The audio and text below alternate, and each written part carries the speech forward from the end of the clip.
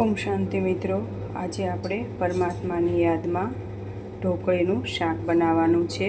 તો હું પહેલાં તમને ઢોકળી બનાવતા શીખવાડીશ, પછી આપણે એનો વઘાર કરીશું. તો સૌપ્રથમ પહેલાં મેં એક વાટકો ચણાનો લોટ લીધો છે, 1 ગ્લાસ પાણી લીધું છે. તો હવે આપણે તેને આ એક તપેલીમાં પાણી 1 ગ્લાસ નાખી અને ઉકળવા મૂકવાનું છે. તો હવે આપણે એને ઉકળવા મૂકીશું. પાણી આપણે ઉકળવા મૂકી દીધું છે. હવે આપણે એમાં મીઠું નાખવાનું છે. 1 ચમચી મીઠું નાખીશું અને 1 ચમચી આખું જીરું નાખીશું અને ચપટી હળદર નાખીશું. હવે આને આપણે ઉકળવા દેવાનું છે. જ્યાં સુધી ઉકળી ન જાય ત્યાં સુધી ઉકળવા દેવાનું છે. જો આપણે પાણી ઉકળીને રેડી થઈ ગયું છે. હવે એમાં આપણે 1 ચમચી લાલ મરચું પાવડર, 1 ચમચી ધાણા જીરું પાવડર.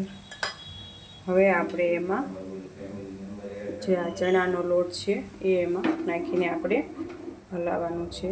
આપણે ચણાનો લોટ એમાં એડ કરતું જવાનું છે. ધીમે ધીમે હલાવતું જવાનું છે. જો તમારે એમાં વધુ લોટની જરૂર પડે તો તમે એમાં નાખી શકો છો.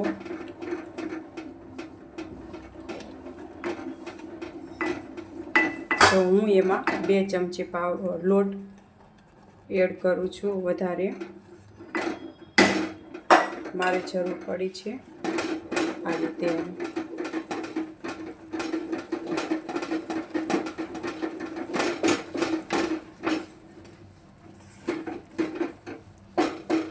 હવે આને આપણે ધીમા તાપે બફાવા દેવાનું છે.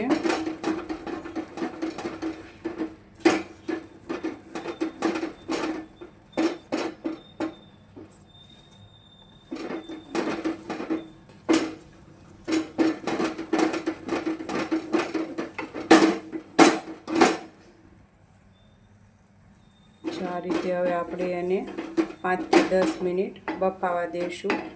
કઠણ ન થાય ત્યાં સુધી આપણે એને બફાવા દઈશું. જો આપણી ઢોકળી બફાઈ ગઈ છે.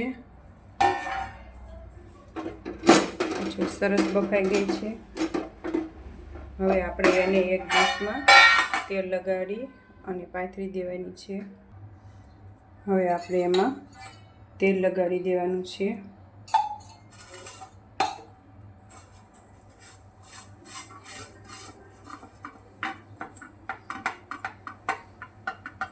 આ રીતે આપણે તેલ લગાડી દેવાનું છે.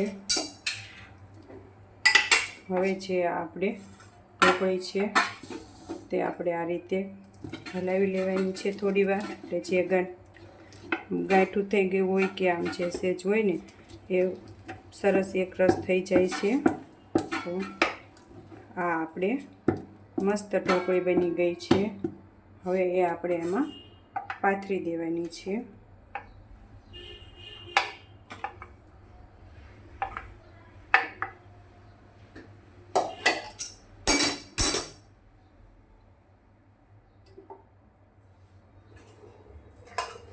હવે એક વાટકીમાં સેજ તેલ લગાડીશું અને પછી આપણે એને સરસ રીતે આ રીતે પાથરી દેવાની છે.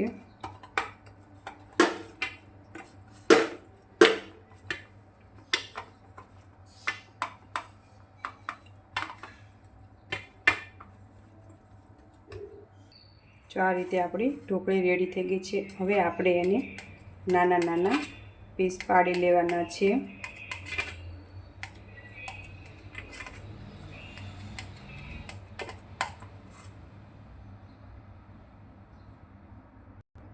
જો આ આપણી ઢોકળી રેડી થઈ ગઈ છે.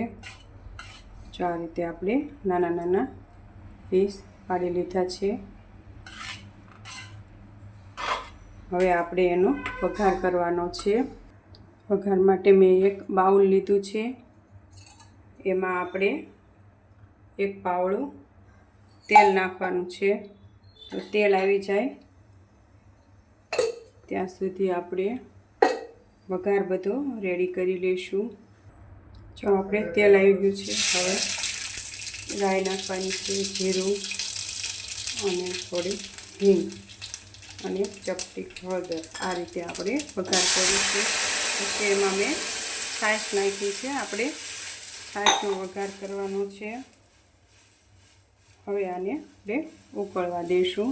પછી એમાં લાલ મરચું પાવડર 1 ચમચી,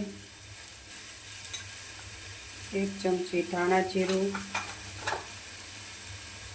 1 ચમચી મીઠું. આ રીતે આપણે એને ઉકળવા દઈશું. પછી આપણે એમાં ઢોકળી નાખીશું. આ આપણે છાશ અને પાણી બે મિક્સ હતું એ ઉકળી ગયું છે. હવે આપણે એમાં ઢોકળી જે આ બટકા કર્યા હતા એ એમાં આપણે એડ કરીશું.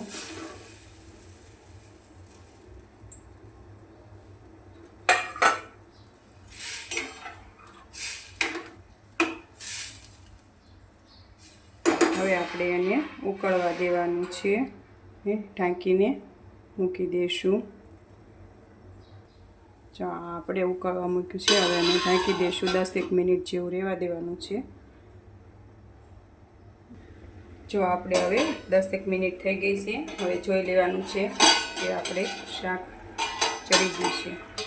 જો આપણો રસો ઘાટો થઈ ગયો છે. રસો ઘાટો થાય એટલે આ શાક થઈ ગયું હોય, કારણ કે ઢોકળી તો બફાઈ ગયેલી જ હોય છે. જો આ શાક આપણું રેડી થઈ ગયું છે. હવે આપણે એમાં કસૂરી મેથી નાખીશું. જો હવે હું એમાં કસૂરી મેથી નાખીશ. આ મેં કસૂરી મેથી ઘરે બનાવેલી છે.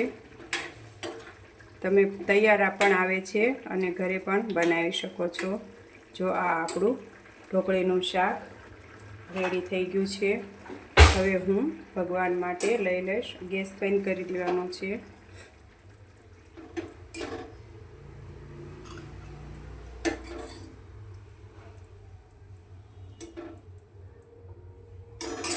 આ આપણું ઢોકળીનું શાક રેડી છે.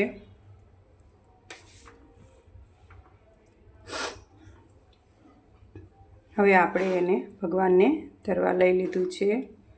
ઓમ શાંતિ મિત્રો.